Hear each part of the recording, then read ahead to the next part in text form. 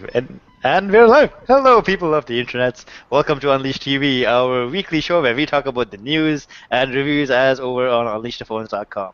We skipped last week's episode, so this is a 2 week roundup of everything that happened. Not that much actually happened in the Not that last much two happened. weeks. And We've I'm really just been plugging away on reviews and unboxings and stuff. I know, and I kind of like the theme of the site. Maybe we should do that more often. Maybe we should stick to reviews away from the drama. Yes. As you guys probably know if you're a regular viewer of the show, I'm joined by my awesome co-host, Alvin. What's up, Alvin? How's Singapore doing this time of the year? Singapore is currently shrouded in a cloud of stupidity over children's books and life I know, reports I and saw that. conservative nonsense. So right now I'm quite ashamed of my country and I don't want to talk about it. Okay, all right. Let's move on. Let's go on to the mobile news side of things. That's easier. Everybody's more happy with that side of things, generally speaking. Okay, so this was a big week for HTC in India. They launched the HTC One E8, the plastic version of the HTC One. Our Delhi editor Avi Sharma took a good look at it, and he was kind of impressed by it. I still haven't seen the E8 yet, and I really want to review it. So I'm hoping we get a review at some time in the future. I would say Uh, this is a better version of the M8. yeah, I would definitely, and it's much cheaper. It's much cheaper. Yes. I would pick this phone over the Galaxy S5 and the M8, maybe even the Xperia Z1 and 2, if because it's so much Maybe cheaper. not the Z2, but It's so much cheaper, dude. It's so much cheaper. yeah, but the Z2 gives you that camera. This E8 has a standard 13 megapixel one that will probably be on par with the Xperia Z. It probably uses a Sony sensor for all we Yeah. know. Is the E8 available in Singapore yet? No? No. We're still waiting on it, but That's surprising. Wow. So that's surprising because the other phone that was launched in India is the Desire 616. That's also available in Singapore, and Alvin reviewed it this week. yeah, It's it a is. really, it's how do I describe it? It's an uninteresting phone. It's an uninteresting phone that turns out to be quite interesting after all. Yes. So Alvin did a really decent review of it. You should go check it out. We'll talk about it later. Yeah. Let's not spoil Yeah, it later yet. on in the show. Apart from that, Sony announced a new phone this week. Yes, Sony. It's the rise of the selfie phones. It's the Xperia C3. It's a phone with a 5 megapixel front-facing camera with a soft LED flash. So Uh, So this phone is not really meant to be a high-end phone. It's really a budget offering, and it's probably the successor to the Xperia C, which was Sony's first MediaTek-powered smartphone. But the C3 switches to a quad-core Snapdragon 1.2 GHz processor, which is expected and understandable, given my experiences with MediaTek this past week. But it's got that 5 megapixel front-facing camera, which can record video at 720p resolution, and it's got that LED flash. And I'm just thinking that HTC has done this 5 megapixel front-facing camera thing before, and this whole thing about having a pro selfie phone, which is what Sony wants to call this C3, it just seems like a marketing thing to help differentiate this phone apart from every other budget phone on the market today. It's got decent specifications and a decent design, 5.5-inch screen, 720p I think. It's got Android 4.4 with Sony software on board, so it really is quite a decent smartphone, and it probably wouldn't cost that much. But really, this front-facing camera, uh, it's been done before. it's a selfie phone, man. It's the rise of a selfie phone. So there's rumors that HTC and even Nokia is working on a selfie phone. So it's just the starting of, of this new fad that's gonna get even crazier. Um, Meanwhile, on the 635, you don't even have a front-facing camera. yes, you know. So sad, so sad. That phone is just, yeah. Let's move on. So yeah, so there you go. That's the Xperia C3, the rise of the selfie phones. Um, Apart from that, Apple did a really nice video. I really like this video, so I posted about it. It was during the San Francisco Gay Pride Parade, I think. And Apple was there with the whole company, all the LGBT employees, and they had this really nice. They made a limited edition shirt which showed off with the Apple logo in the colors of the flag and with pride written underneath. It was really cool. I saw the. Did you see the video, Al? Did you Yes. check it out? It And was as a a really gay nice video. person, that makes me very happy and almost makes me want to buy Apple products now. I want to buy that shirt. I like that shirt though. But yeah, it was really nice to see a company do that. I wish Microsoft and like Yeah, well, Microsoft, come on. Let's do it. has Microsoft even made a It Gets video or anything of that sort? I don't think so. Have they? No. Hmm. Nokia has, because we have a couple friends who popped up in the video, but huh, let's see where Microsoft goes with this. Um, Speaking of Microsoft, they Speaking of apparently Microsoft. they might make an So Android-powered this Lumia. comes from EV Leaks, and I'm very happy that we didn't post about it because This I seems a bit. I mean, I even have like a rant coming up now. Why would you trust anything that comes out of the mouth or the Twitter profile of a guy who well, is he has who, been right a who lot. is who is rude to just about everybody and has decided that the best picture that he can use to represent his venture is something that has an obvious connection or um uh an obvious kind of link, an obvious link, a reminder of a part of our anatomy that I am not permitted to discuss on this show. Okay, that's not it's a leaking faucet. That's what it's supposed to be. I No, think. it's not. um, I have no problems with him, man. I think he's cool. I think he's done some good stuff in the past, and I He just I is just the don't. dictionary definition of an.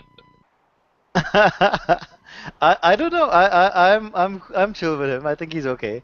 I do not necessarily agree with this rumor though, because I feel like if there was an Android-powered Lumia coming around, we would know about it. And And we haven't that's heard of it. our Yeah. and the Microsoft CEO Satya Nadella this week said to The Verge that Microsoft will continue plugging away at Windows Phone until it is successful. So take that what you will. There's two ways to look at this at that statement. You could look at it in a good way, wherein there's life, there's a future. Let's stick on with Windows Phone. That being said, I should know that also this week Microsoft announced that they are discontinuing support for Windows Phone 7 in September. I think September is the last day when they stop support for Okay, it. Microsoft has a very complicated system when it comes to this sort of thing. Yeah. Yes, they are discontinuing mainstream support for Windows Phone 7.8 this September. However, security updates will still continue for about 5 years. So if a serious security flaw is discovered in your unfortunate Lumia 900, then it will be fixed for the next 5 years. But So, basically, you aren't going to get Windows Phone 7.9. You aren't going to get Windows oh Phone yeah. 7.10. It's the end of the road for Windows Phone 7.8. I think pretty much everybody with a Windows Phone 8 device has realized that they're not going to get anything more than Yeah. 7.8. I had the immense pleasure, and I say that very sarcastically, of transitioning somebody from Windows Phone 7 to Windows Phone 8 last week. God. And it made me so annoyed because this person was like, okay, how do I sync my Zune playlist with my new phone? And I'm like, you can't sync Zune with Windows Phone 8 anymore. And then he's like, so how do I get my playlist in? And I'm like, you can't get your playlist in.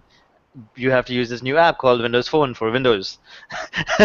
And he's like, but the app is only available for Windows 8. And I'm like, yes, it is only available for Windows 8. I think it's also available for Windows It's Phone, available Windows for 7. Windows 7 as well. Okay. Yeah. But a long story short, he couldn't figure out how to sync his playlist. He was annoyed that he couldn't transfer Playlist can be everything. exported through the Zune app to a standard format that can Yes, be but read. I was not gonna do that. I was just not gonna put myself through that. Um, I don't want to emotionally invest myself in people that are gonna ask me so many questions. And related to me at the same point. But if you're not related to me, asking me a lot of questions, I'll explain it to you. I'll tell you how to do it. But this took a lot of effort. Um, But and why? The thing I'm more interested in is why is this guy still using a Windows Phone 7 device because in he was very 2012? happy with it. He was happy with it. He had nothing more to Oh expect from it. god. Oh, Then he got a 1320, and a everything 1320. had to go from his 900 to the 1320, and I couldn't figure out a way to get all of his pictures and everything and music out from the 900 because he didn't have a computer around. You Um, can't. You just can't. and long story short, it was incredibly frustrating, and I had to explain to him why Nokia Maps is now called Hero Maps. I had to explain to him why um, a lot of things are being renamed, like Nokia Mixed Radio is now called Mixed Radio, and on the on Windows Phone 7 it was called Nokia Music. You know, I had to explain all these small things, which you would imagine would pop up as one. Hey, here I see that you're transitioning from Windows Phone 7 to Windows Phone 8. Here's what's changed. What they really needed to do is to release an app to the Windows Phone store that will migrate you from a Windows Phone 7 device to a Windows Phone 8 device automatically. They should. There is this app. There is the context transfer app or Yes, the but that's just transfer app, context. but it just contacts and messages, Yeah. and it doesn't really do. Windows Phone 7 has a very opaque structure for files. You don't know Mm. where your photos are exactly. You don't know how you would get your music from one phone to another. So basically, you are kind of stuck. And unless you do a lot of fiddling with a PC to make it work, it's just not going to happen. It's like the iPhone in its early days, before Oh, iCloud and everything came along.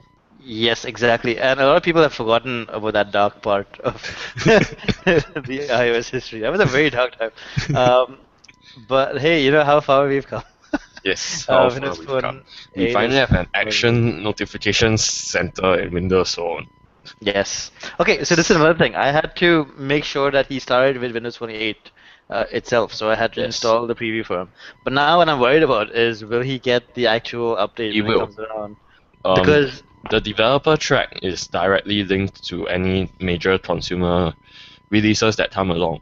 hmm, But honestly, I wouldn't put the preview on my main phone. hmm. Maybe it's just that I've had a particularly bad experience with it. But I would say Lumia Sign is coming in a matter of weeks, and it's just don't Yeah, do the but preview if you are not a developer. now imagine, but this is the thing. I wanted to teach him how to use Windows Phone 8, and if I didn't put Windows Phone 8 on 8.1 on top of the 1320 when I gave it to him, when he bought it, I would have to explain this all again when Siren comes around, and I would be like, oh my god, this is. And he's a good friend of mine, so I just it was very frustrating. So so yeah, sorry, side rant over there, but let's move on with It's this an episode. interesting one. We don't usually hear about Windows Phone 7 or migrating from Windows Phone 7 to Windows Phone 8, and I'm honestly not surprised that it's such a pain because Microsoft has traditionally liked to make such things as difficult for people as humanly possible. So there you are. Good times.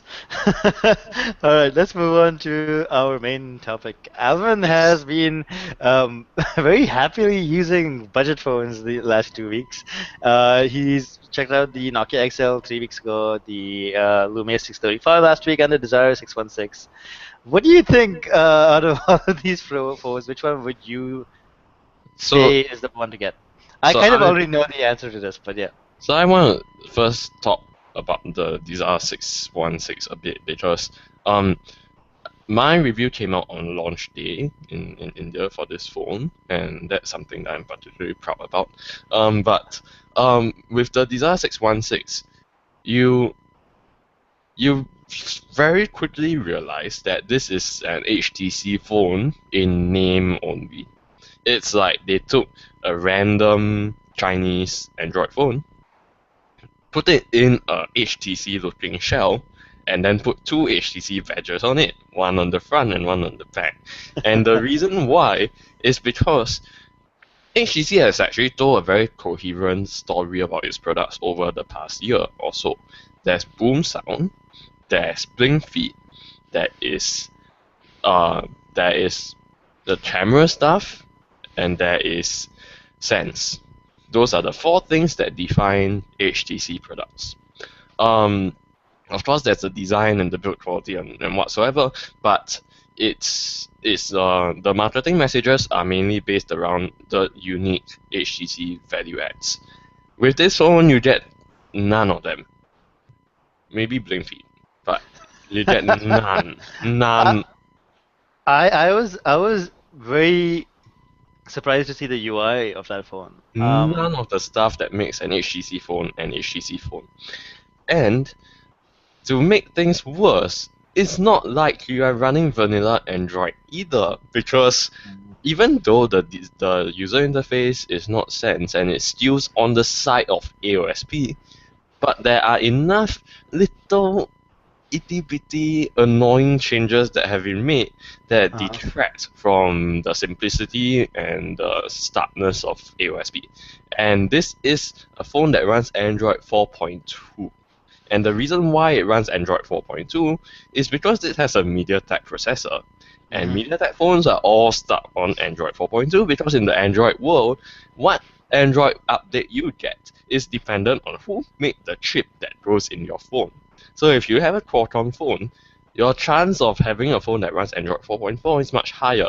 With the MediaTek phone, Android 4.2 is all that you're going to get. And in that case, you really don't feel like you are using an HTC phone at all when you're using the Desire 616. Also because of the hardware. HTC, I'm sure you can agree, has been known for really solid build quality. Design and build quality is something that HTC has done really well over the past couple of years. With the 616, it feels like they got Samsung to build this phone for them. Because it really does feel like a low-end Samsung phone. Whoa. And Okay. can I demo something here? If you can see, I'm trying to remove the back cover now, and it makes a horrible sound, and it's flexible. You see? Look at it. Eesh. Well, I Also, it is how cheap is it over there? Is it what's it's below $300, which makes it about in line with the Lumia 635. But okay, I know it's cheap, and this is the cheapest phone that HTC has made in a while. Because HTC has always been known for about premium pricing as well, and so this is a cheap HTC phone. But it just feels like a cheap Samsung phone because the back cover attracts all the fingerprints that you could think of.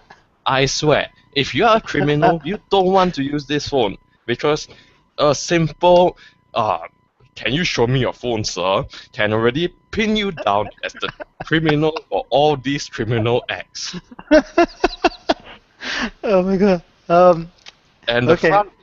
front, I haven't gotten to the front glass yet. The front glass is recessed into the phone, which creates a very uncomfortable ridge that feels like a touchscreen phone from like 4 or 5 years ago, when they didn't figure out how to make the front glass sort of uniform with the edge of the phone, and so it feels like you are running your finger over a sharp surface each time you swipe the screen because you immediately hit the ridge that runs around the display of the phone. And the front glass is not even perfectly flat.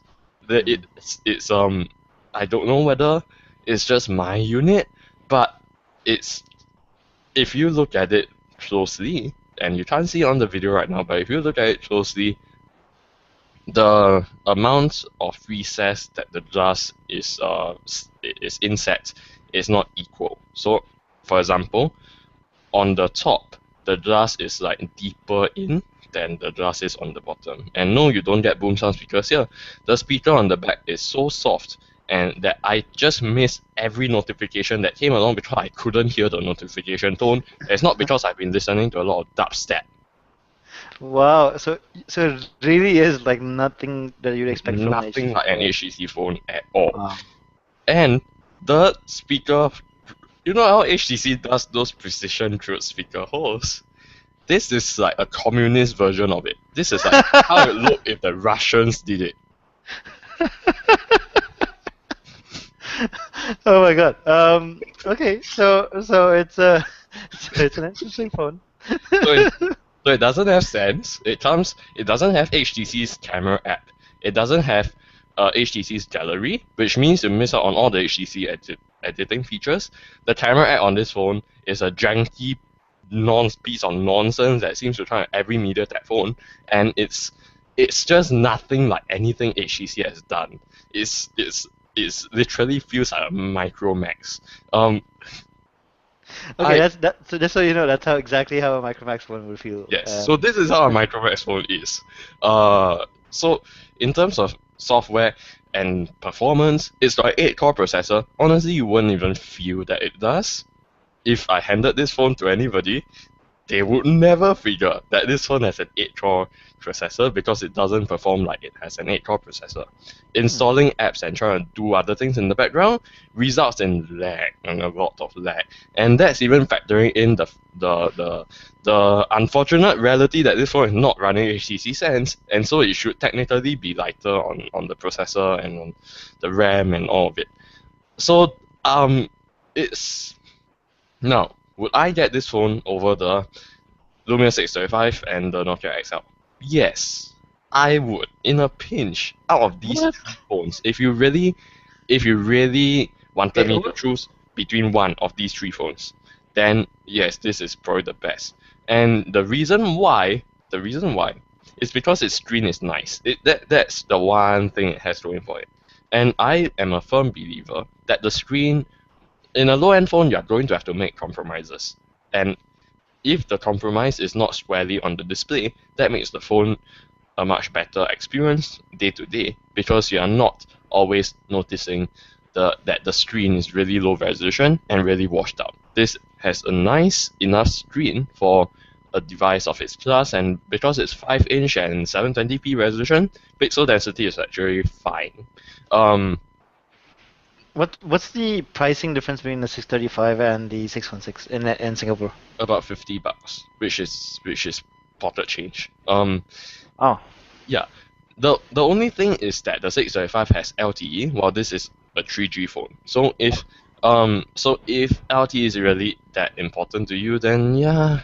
But please, like, you can't do much better than the 635. The 616 is better than it is because on my review 635, I've already noticed that there's a bit of screen burn in on an LCD phone. Whoa. Okay, my 630 does not have that problem yet. I cannot believe it. I was trying to give the 635 another chance this week, but no. I just looked at the display and I just looked at the lock screen and I can see, okay, there's a bit of burn in on this phone, and I haven't even left the screen on. It's been off. It's been off ever since I reviewed it. So I don't understand how that worked. But yeah, out of Nokia XL, Lumia 635, and 616, I would get none. If I could choose a phone outside of these three, I would not get any of them. I would either go for a second-hand phone, because in my review of the 635, I said, if LTE is important to you and you want a cheap LTE phone, why don't you get the 820? It's kind of kicking around on the second market for about the same price as a 635, and it's just so much better in every single way that you can think of. And because the 820 has a removable back cover and a removable battery, you can Yeah. easily restore it as long as the screen is pristine. You can Didn't the restore it to 820 the also have a micro SD card slot? yeah, yeah, micro SD expansion. It was useless back then, but now it's a lot more useful Yeah, with Windows 8.1. Yeah. and it's got an AMOLED display. It's got a decent 8 megapixel camera. Like, why would you get the 635 when you can easily, even if you really want a Windows phone, get a second-hand Lumia 820 or even a Lumia 920 for that sort of price nowadays? And if you really want a dual SIM phone, which the Desire 616 is, I also feel that there are much better choices because you could get, even if you want a cheap dual SIM phone, there's the Moto G dual SIM, there's the Moto E dual SIM, there's even, if you can step up a bit, there's the HTC Desire 816, which is also a dual SIM phone. That's true. Oh no, but the 816 is a GSM and CDMA dual Uh, SIM, oh, which is stupid. I don't know yeah. why. I don't know why. Okay, I actually know why HTC does it. It's because they release these phones in China, and then they bring them from China to the rest of the world. But is it that hard to just make a GSM and GSM dual SIM version of this phone? I don't. I'm not. I don't. They've done the same thing with the dual SIM HTC One. I think last year was Yeah. not GSM and GSM. I don't know. So yeah, the Desire 816, I reviewed it this week. I thought it was a beautiful, fantastic phone, except that as a dual SIM phone, the Sony Xperia T2 Ultra is still a better option. And battery Um, life. You cannot beat the battery life of the T2 and Ultra. That's I was selling shocked by point that. of phone. Yeah. I'm still amazed by that phone because I approached it with so much uninterest. Like I could not be less interested in that phone. And then I reviewed it and I was like, whoa, okay, this is an interesting thing. Huh. Well, So what uh, I can say about these three phones is that at the end of the day, my SIM card is still in my 720. Because my 720 is still better than any of these phones, and it's not just the fact that that the 720 has its design going for it and all that.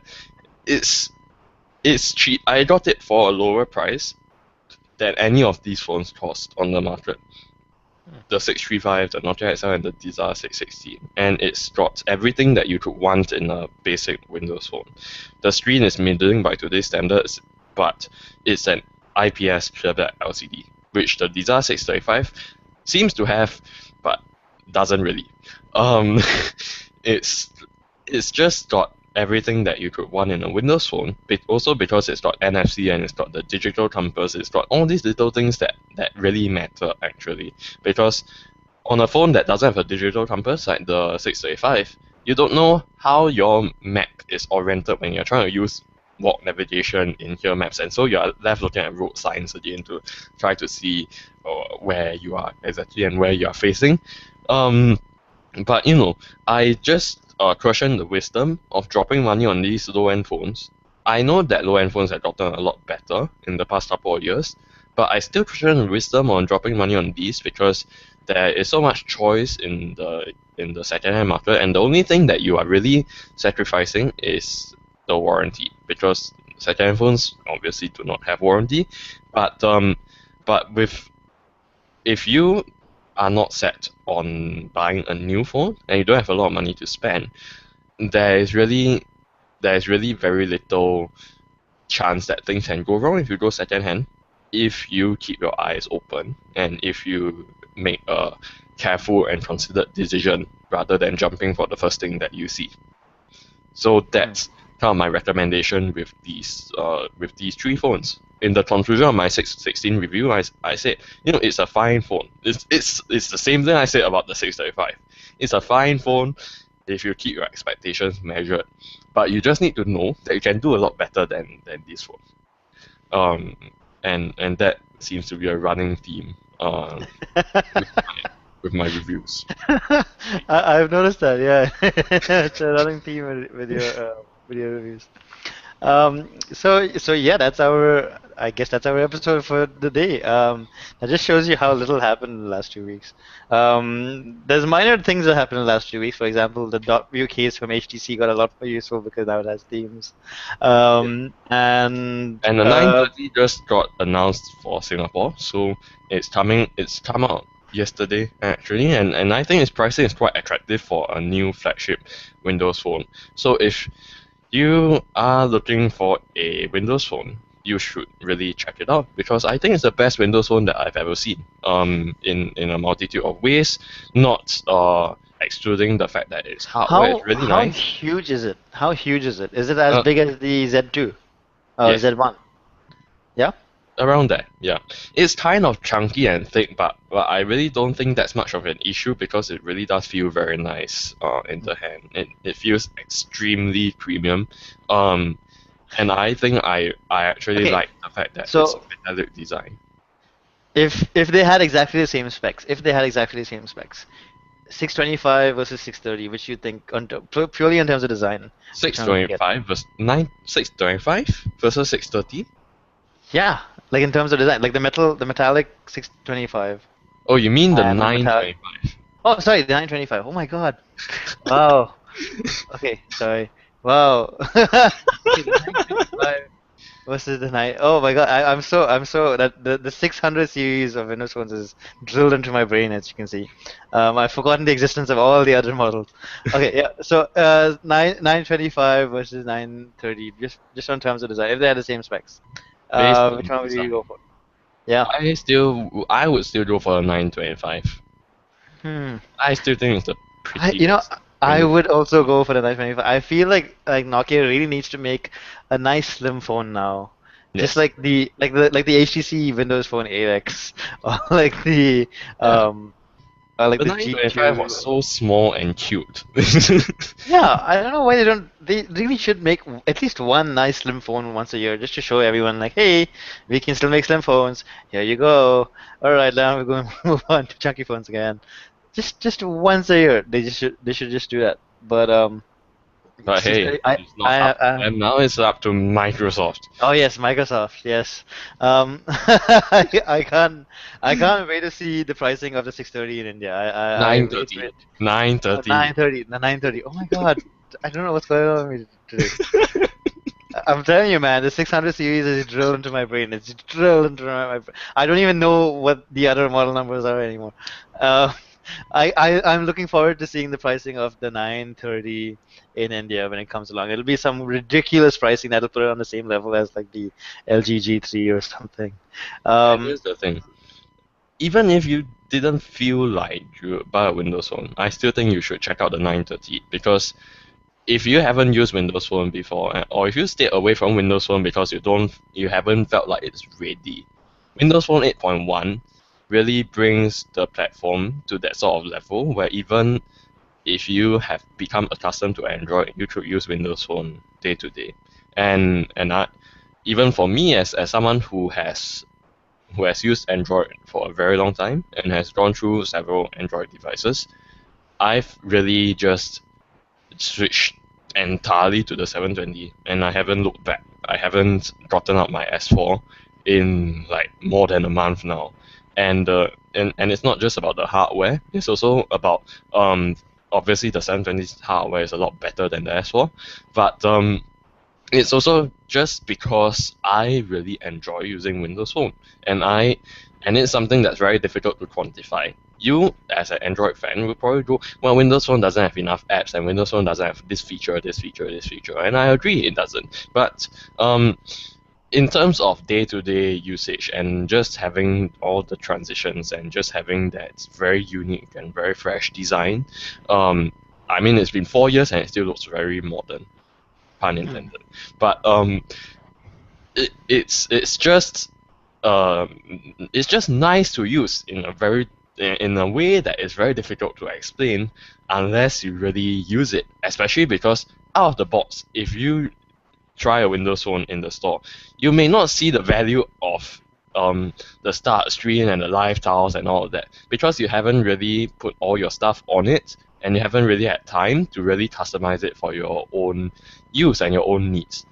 But I can tell you that once I have things like my favorite mixed radio mixers pinned to the start screen. I have locations I want to check out on Foursquare pinned to the start screen. I have places I need to get to from here maps pinned to the start screen. I have my boyfriend's picture on the start screen. I have and I can see his latest tweets all the time at the top of my start screen. It really becomes a very personal experience. The sort of personal experience that they've been talking about for the past 4 years, but no one seems to listen to them because it doesn't surface itself in a 5-minute play with Windows Phone in the store, and That's that's true. Windows Phone's biggest weakness. Hmm. I look forward to your 6:30 review if you ever get it. Yeah, 9:30, 9:30. Oh my God. I should end the show right now before I make more mistakes about the 900 and 600 series because clearly this is one of those days that I'm gonna have. All right. Thanks for watching, people of the internet. As usual, you can follow us on the Twitters at the links below, or let us know feedback, or let us know your opinion on things. If you want to make fun of me for calling the 900 series the 600 series, leave a comment below and do that. Thanks for watching. We really appreciate you guys that watching the show. And yeah, that's about it. We'll see you next week, same time, same place. See you guys. Bye.